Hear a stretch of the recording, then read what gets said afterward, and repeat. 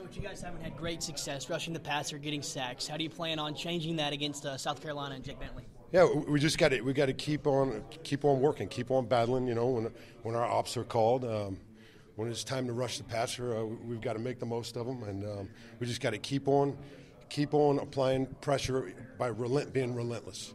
All right, and that's what we've got to do. Is we just got to give full effort, 100% effort every chance we get. What jumps out to you about their tight end? And I assume that your guys will be responsible for getting matched up on him.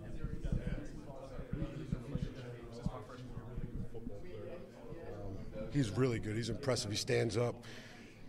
He's flexed out like a wideout. He'll be in line. He'll be off the football.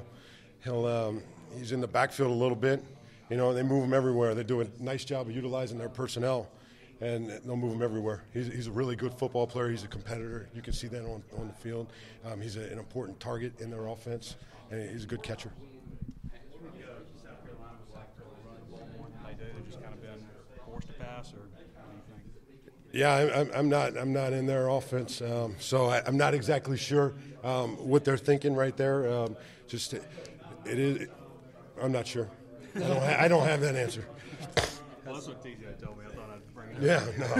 Has having David Williams here and his experience in the South Carolina offense helped? Yeah, you know, that's one of those questions there that, you know, I haven't had any conversations with David, so yeah. I kind of just stick in my little I just worry about my guys. Yeah, for sure. They've shuffled some things up on the offensive line. I mean, is that you think that's going to be any type of advantage for you guys with them having some injuries up front? I'm sure that they're all good football players.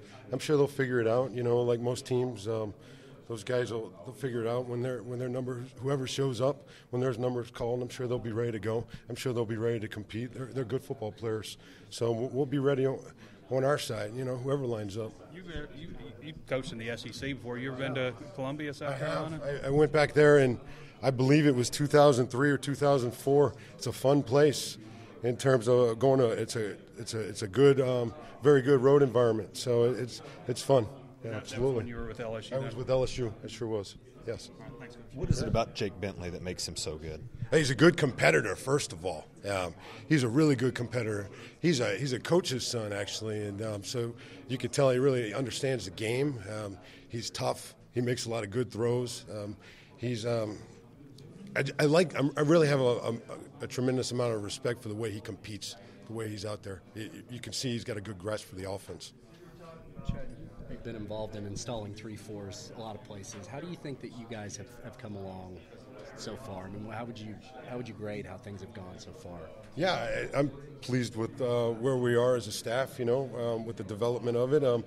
Obviously, there's different variations of the 3-4.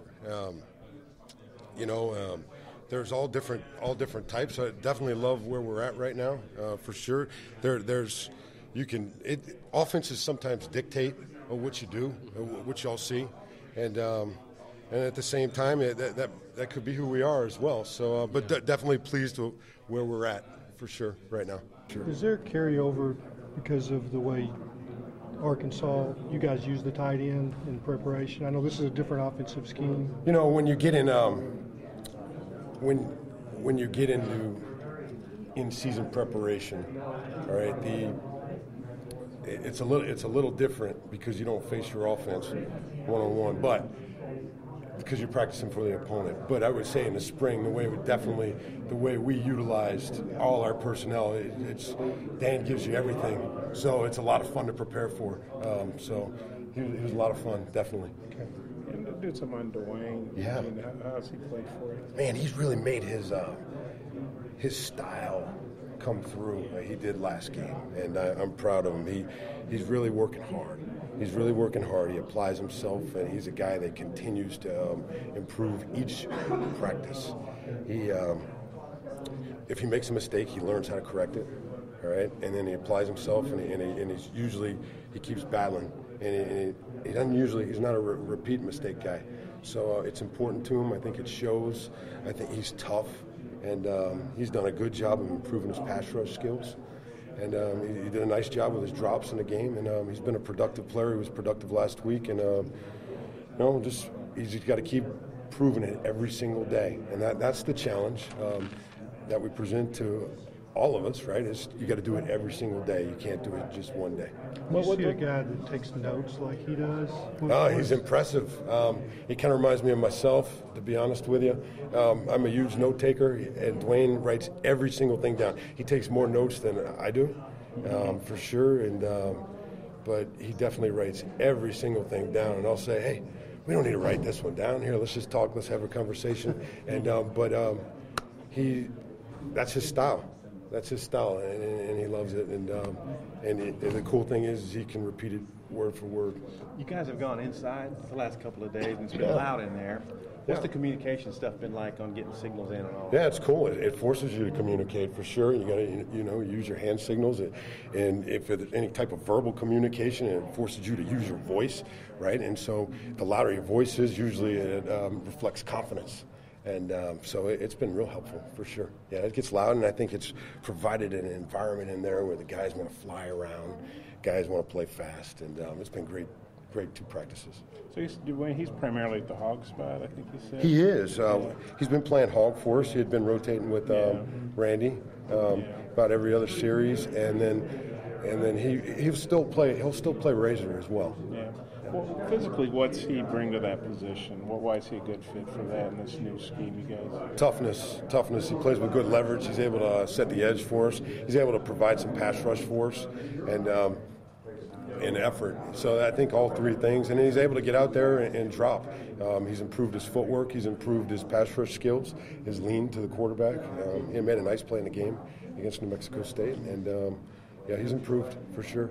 He's a guy, it's like Brett said, they would have probably liked to have redshirt him, but the depth just didn't allow him to play a lot. I think he would have played a lot of special teams as a freshman, but he's moved all over, never really complained. I mean, just can you appreciate a kid's attitude like that? Oh, he's awesome. Like where he comes in and he just, yes sir, coach. Yes sir, coach. I got it, coach. I got it. And what a joy to be around. And he asked everything. I mean, I got him halfway through spring ball. And then he just came in the room and started learning. And he was quiet, and he's really proved himself. He's proved himself through hard work. So I'm proud of him. Did you have a relationship with Will? I was Will's GA. You were Will's GA. Yeah, I was thinking that because I was Coach Muschamp's GA or / defensive assistant. I have a tremendous amount of respect for Will. He is an intelligent, smart guy, football coach that the players flocked to him when he was an assistant coach. I really learned a lot about bringing enthusiasm and bringing energy every single day to the football field. I learned that watching him, and I learned that, and I was his GA. This was like 01 or 02 when this was he was first a young assistant. He came in from Valdosta State. Yeah. I was a student assistant on my way out to West Virginia. I came back in LSU at 3 and 4. We were together, and then we went to the Miami Dolphins together, where I was an assistant there, and in 05, and we spent a lot of nights there, late at night together. Sure, learned a lot of football from him.